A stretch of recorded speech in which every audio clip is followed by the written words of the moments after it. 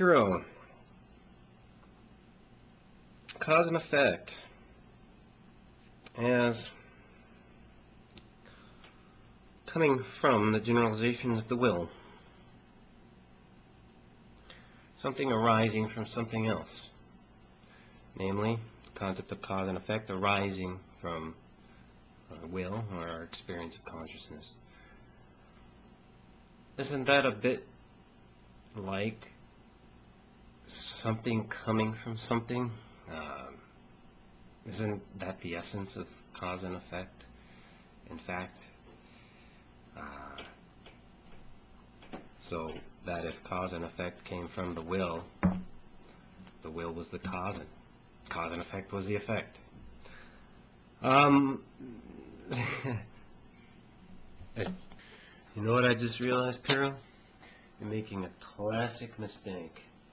Classic mistake when you're with the demonstration of the cup and your hand and the simultaneity of cause and effect leading. See if I can articulate it though.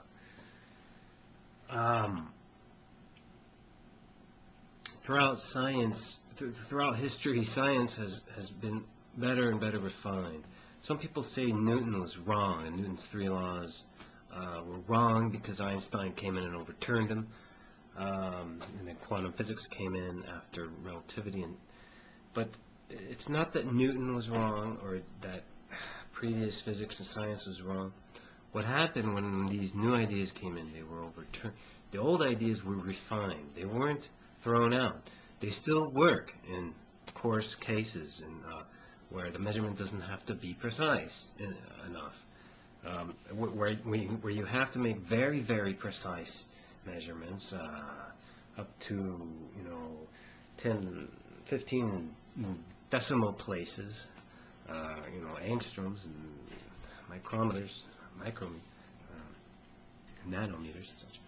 Then you have to use these more advanced theories. You have to bring in account for relativity. You have to account for quantum physics. But if you're only doing crude engineering type calculations on the macroscopic scale of the world, which is the most common type of calculation need to be done, then you can use Newton's laws, kinematics, and force equals mass times acceleration, and you'll be just fine. It's not going to be exact, won't be precise, but it'll work. The common mistake that you're making with moving the cup and saying the cause and effect are the same, that's not what I wanted to say.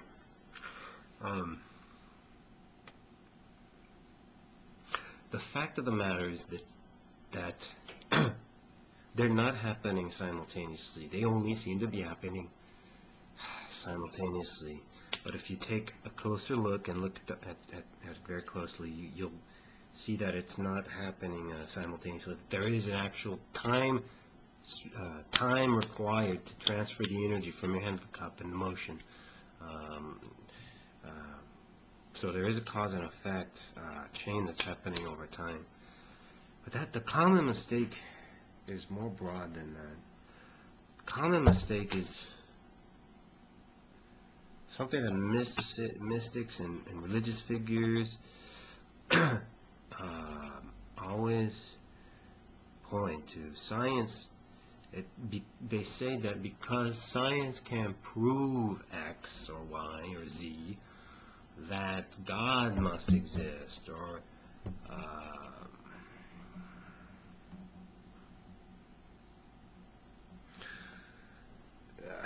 and when science comes back and says, well, look at this, made a new discovery, and now we can prove X, Y, and Z. So now what about your God? Well, then they come back with, well, yeah, okay, you may have proved X, Y, and Z, but you haven't proved theta, Z, and Omicron. So scientists say, well, you're right, we haven't proved theta, Z, and Omicron. Therefore, maybe your God is responsible for theta, Z, and Omicron.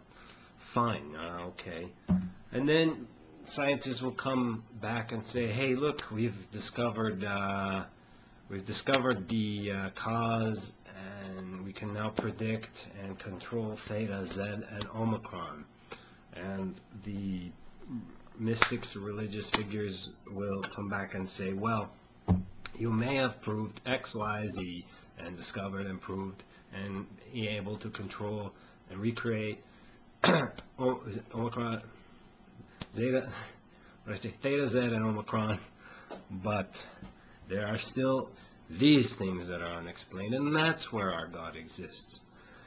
You see, they're being compressed into a more tighter and tighter space, and always having to shift and redirect and what their God is responsible for and where he exists in between these cracks, ever so shrinking cracks, getting smaller and smaller as science is better able to explain more and more and more. So how are you making this same mistake? I got my my shoelaces stuck in my chair. Okay, there we go. How are you making the same mistake with the cause and effect issue? Well, this is how. Because it doesn't seem at first that cause and effect are separate when you move the mug around, or when I move this pen around. My hand moved the pen at the same time the pen moved. But if you make careful measurements and apply very fine measurements of time and space and movement and force, you'll see that there is a time difference in the transfer of energy from the hand to the pen. So that your cause and effect theory will have to be refined. Well, I should say, I could say scientists have proved that there is a time difference and there is cause and effect in this dynamic.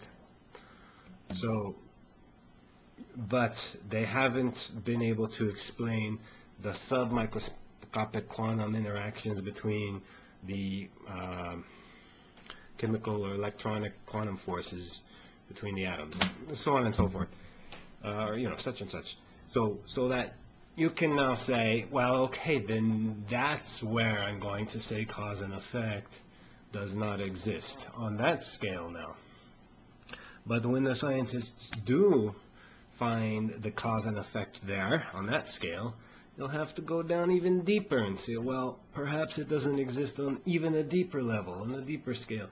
And so finer and finer you're drawn into this closing crevice, this gap that's getting more and more tenuous and more and more distant and fantastical, or it's very, very far away from practical understanding that